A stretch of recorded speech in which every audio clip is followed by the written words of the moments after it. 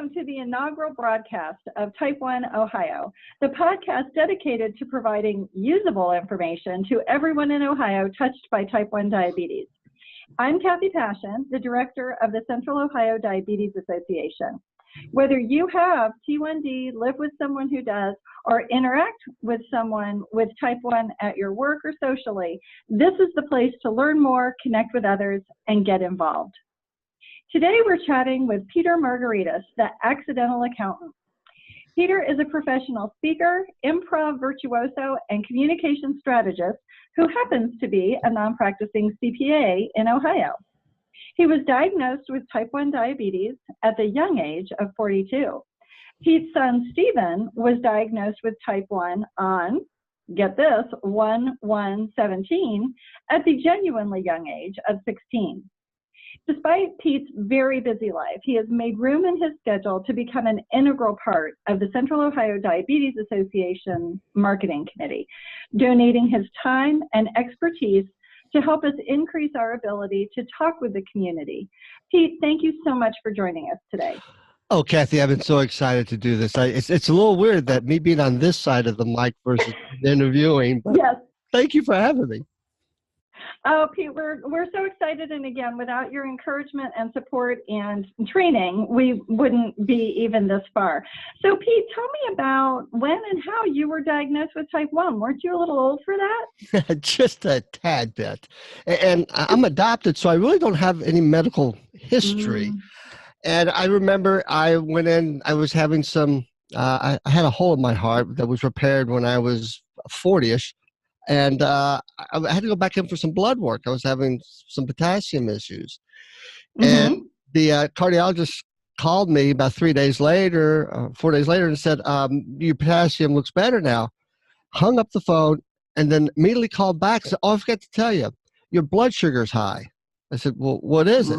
He said, 250. I went, was it supposed to be? About 100.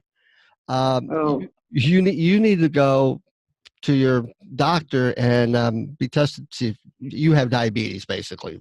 So it was completely out of the blue. I had, looking back, I probably demonstrated a lot of the signs, but not knowing the signs, it was a shock.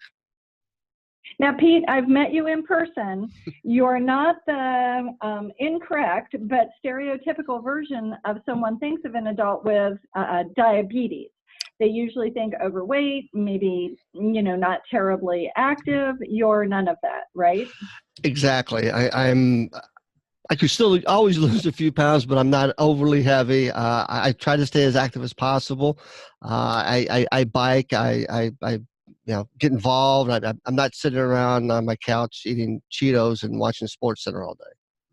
Right. It's such a misconception whether the person's type 1 or type 2. But tell me, Pete, did your doctor identify you as type 1 right away, or based on your age, did your doctor maybe think, well, maybe this is type 2? My GP thought I was type 2. But I had a family member who was diabetic, and he's a doctor as well. And he said, Pete, go to an endocrinologist. Just schedule and go. And I took his advice and I did. And he basically told me that I was a type 1.5. And I went, Doc, I'm always trying to be different, but come on, this is a little bit crazy, don't you think? And he said, you've got there was something in my blood that was causing me, my pancreas to not produce insulin. He said, you'll go from metformin to insulin quicker than most who are type 2. So we're not categorizing you as a type 2. You're closer to a 1, but we're going to start you out with oral meds. And he was right. I think it was a matter of maybe 18 months before then I was doing insulin shots. Very interesting. Wow. Very insightful of that doctor too, to catch that and make sure you had the right diagnosis. So Pete, that still had to be a big change. Tell us what was that like, going from, basically perfectly normal and healthy to, frankly, a 24/7 chronic disease? I was kind of I don't have OCD at all, but I became OCD. I had a spreadsheet. I would write down everything I'd eat, the number of carbs, what I took, what type of insulin I was taking, and I would take it to my endocrinologist, and he would just look at me and go, "I wish all my patients would do this." I went, "They don't?" He goes, he Yeah. goes, he goes, "Pete, be honestly, they really don't. I wish they would do half of this." And because I took it serious. I mean, I never, Yes. I knew a few people were diabetics, and I think I didn't know what that meant. No, Uh, I thought it meant you can't give them candy, or they can't eat candy. That. right. But it was much more than that. And once I went through some education with it, I took it to heart. And I was Hmm. really regimented, especially when I was on metformin, really regimented with my diet, with my exercise, trying to keep it in line. Hmm. Yeah, it was a big change. It took about an hour to 2 hours a day out of my day just managing my diabetes. Wow. It became overwhelming at times. I'm not going to sit here and say that it didn't. I can't tell you a few times I went, what the heck? But I kept trying to keep this, positive mental attitude. Like it could always be worse. The doc could have said I had pancreatic cancer. That would be Ex- worse. right. Exactly. So I Yeah. just tried to keep that positive thought going. And that's so you, and I'm not surprised. So I'm also not surprised to learn that you jumped on it immediately and just really started managing your diagnosis. But then after so many years, all of a sudden you were hit with, in some ways, an even more impactful change when your son was diagnosed. Tell us more about that. My worst nightmare. Um, Yes. Actually, I'd been traveling, and I'm usually traveling a lot this time of year to the fall, to about mid-December, and I'd been home for about a couple weeks and started noticing a few things about him, but I wasn't seeing it consistently. I was noticing a lot of bottles of water in the bathroom, and I'm hearing him Hmm.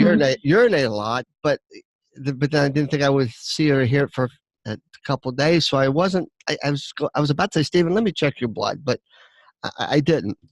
And it was New Year's Day.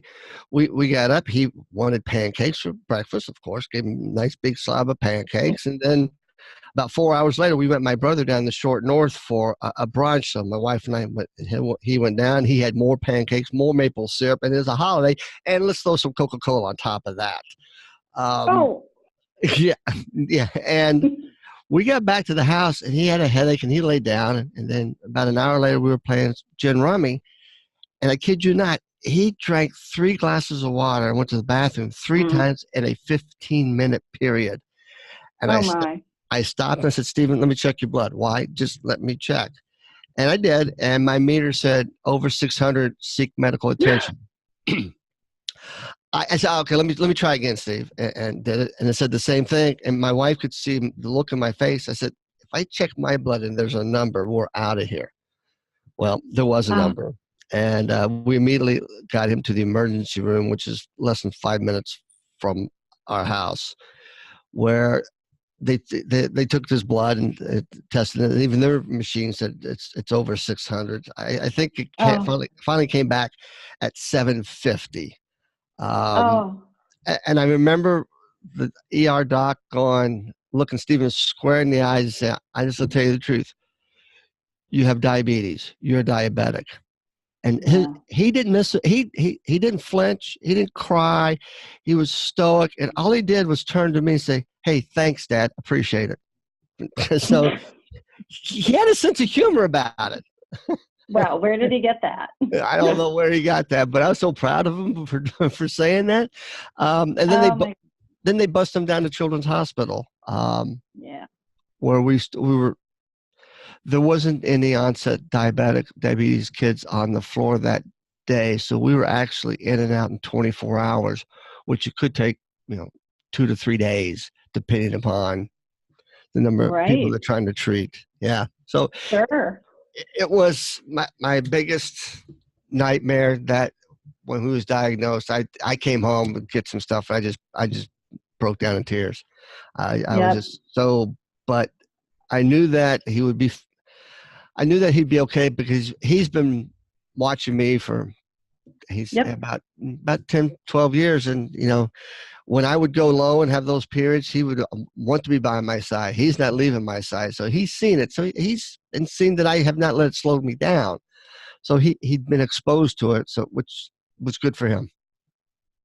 It's amazing. It's one of those things you certainly never want to have in common with your children. But in what ways do you and Stephen manage your T1D similarly, and in what ways are you different?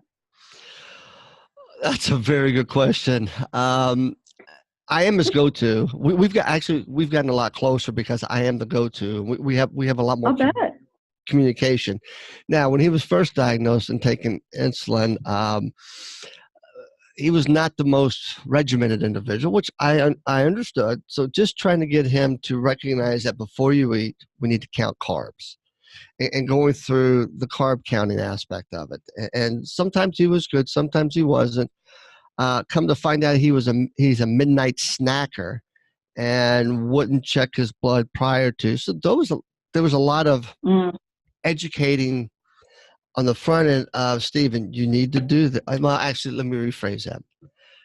It got to a point that I realized I'm not telling him anymore. I'm going to ask him what he thinks he should do. Because I think that piece of telling him just wasn't sinking in. And so his blood would be 300 or whatever. I said, Stephen, what do you think we should do? He goes, I don't know, Dad. What do you think? But no, you tell me what you think we should do. I will process it, and we'll either do it or I'll make another suggestion. And that's how we handled it for a long period of time. It's still, even to this day, I ask him what he thinks he should do.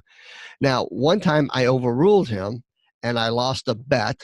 So I'll never overrule him again. He's pretty smart at what he does, and figuring it out. But and he's, so he was 16 at the time, and I'm thinking a few years away from going to college. He's a senior now in high school. I want him to make those decisions. I need to learn that, to have faith in his decision-making process as it relates to this, and also realize he's going to fall. I mean, he's not going to do everything right. It's still so new to him that, I mean, like a year and a half, going on 2 years, and it's still kind of forgetful, still kind of, he's at my endocrinologist now, and they kind of helped me go, he's still going to make mistakes. It's okay. He just needs to recognize them and try not to repeat them. Absolutely. But you must be very inspirational to him. I know that you travel extensively for your job.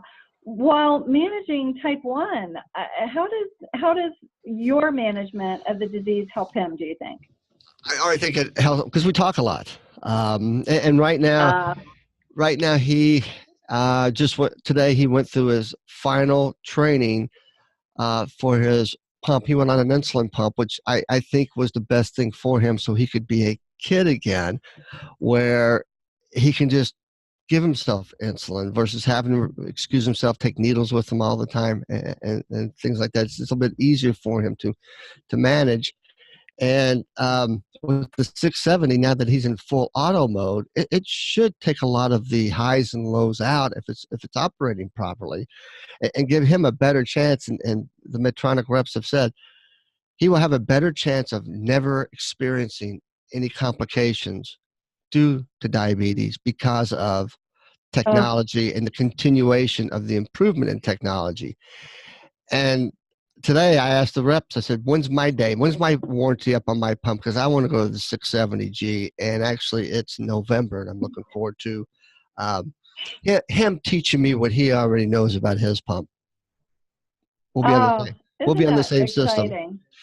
It is. Now, the challenge with traveling is when we moved him to the pump, having him replace his insertion set, do his sensors. FaceTime has helped with that, to help instruct him on what to do, make sure he's doing the right thing. Also, the person who's probably got the most patience, my wife, is also, well, she's taken an active role in learning more about what's going on with Stephen and diabetes versus when I had it. So she's learning as well, and she's an absolute saint. Well, and I'm glad you mentioned her. You know, diabetes, all chronic diseases, but diabetes in particular is a family disease. So tell me about your wife. How is she handling her emotions? She's got a husband and a son living with a very serious chronic disease. How does she manage all that? Some days better than others. Actually, Cathy, I've got a shirt in my office. It says, "I'm sorry for what I said when my blood sugar was low and high." So when I wear this at times around the house, when I know my blood sugar is high. I know I'm not being the most kindest person around, and just apologize. It's hard. Mm-hmm. I mean, Mm-hmm. it's really. She worries a lot, as any mother would do. Mm-hmm. She has a lot of comfort that, you know, I'm able to help her when she's trying to understand certain things that are going on with Stephen, and intellectually she knows that it's our blood that's making us say crazy things, Mm-hmm. or act, you know, but it still hurts. It still hurts. Even Stephen with me at times, it still hurts. But I got to say, his blood sugar's high. Um, Mm-hmm. I think I think that the invisible piece of diabetes is the caregiver, because of what they have to Mm-hmm. go through to help us manage our disease. It's it, Mm-hmm. Low blood sugar is the scariest thing I've ever experienced, because as a friend of mine, who's a type 1, Merle Heckman out of Northern Kentucky, he said, we were talking about it one day, and when you're going low, you panic. Now, American Diabetes Association say, well, you know, when you're low, take 15 grams, wait 15 minutes. Every diabetic who I've Mm-hmm. said that, who's experiencing low, all they do is laugh, because our mind is Oh. telling us I want more carbs, because you're shaking, you're sweating, Oh. you feel like you're going to die, and all you want to do is Mm-hmm. eat. But the downside of that is when you do that, your blood sugar spikes all the way to the roof, and Mm-hmm. then you got to bring it down. And there have been times that has happened to me, where I was done for the day. I was scrambled eggs. Mm-hmm. Mm-hmm. One time before a speaking engagement, I checked my blood and I was 50. And I was walking into a room of 100 people. I grabbed somebody, one of the meeting planners. I downed a Coke, and I said, I want you to stand in this room here for about 15, 20 minutes. If I fall down, then you need to call 911. I told her what was going on. I said, but if not, if I can get past that first 10 to 20 minutes, I'll be fine. I could finish and it was tough, because I was kind of slurring words. I was kind of sounding like I was a little bit drunk. I was sweating like I was in a sauna. Uh, Mm. but I did it. But what I found out is I couldn't get out of bed for the next day and a half, because I used every ounce of adrenaline that I had to push myself through this to get it done. That Mm-hmm. I felt like I had really bad jet lag. Mm. Oh my gosh. Yeah. I think diabetes is so much more challenging than people who don't live with it or live around it understand. And honestly, we just can't thank you enough for sharing the realities of it. Is there anything else you want our listeners to know about you, about type 1, your family? I mean, multi-generational, that's still, I won't say it's uncommon, but it's not entirely common. I think the one thing that I've become extremely passionate about, and you know this, since my son was diagnosed, and I've heard stories. I've been trying to put together a TED Talk type of presentation about the symptoms of type 1 diabetes, especially in children. I've got a friend of mine who you know, his daughter was diagnosed about the same time, just before Stephen was. And I've talked to Mm-hmm. people around the country, and you know, when I find out that their kid's diabetic, and I have them share the story. And I've been at speaking engagements. If you see your child, you know, drinking just a tremendous amount of water, and urinating a lot, have their blood checked. Right. If you see them losing weight, and you go, well, they're a kid, they're really active, they just go have their blood sugar checked. Go to Mm-hmm. you can probably get the blood sugar checked at, I don't know, I think you can get these little clinics like in Kroger or whatever. just get it done, just to be on the safe side, because if not, it can lead to not a whole lot of great things, and it'll take a while to recoup from that. I always forget the word. It's a really long word, diabetic ketoacidosis. There it is, and it's your body attacking itself. There's a story that this one woman shared that her GP diagnosed her with H1N1 when in fact it was onset diabetes, and she when they finally figured it out, got her to emergency room. They said that she would have died in about 2 hours if they hadn't got her there. Oh my gosh. Yeah, and Healthy Lady has a couple children right now, but yeah, I keep hearing that because a lot of people don't understand. Type 1 diabetes, from an adult, they're going, wait, isn't that juvenile diabetes? Not anymore. It's no. Type 1 is insulin dependent. Type 2 is yes. insulin resistant. And exactly. A friend of mine who's a partner in a firm in Akron just wrote on his Facebook page how he's been able to gain better control over his type 2. He's lost weight, he's exercised and stuff, and his amount of insulin or the amount of oral meds he's had to take has actually decreased to a point that's almost non-existent. I'll never get to that because my pancreas isn't working. No. I wear my pancreas on my belt, my insulin pump. But until there's a cure, and we have our friends at JDRF to look to, and hopefully through their research funding get us a cure.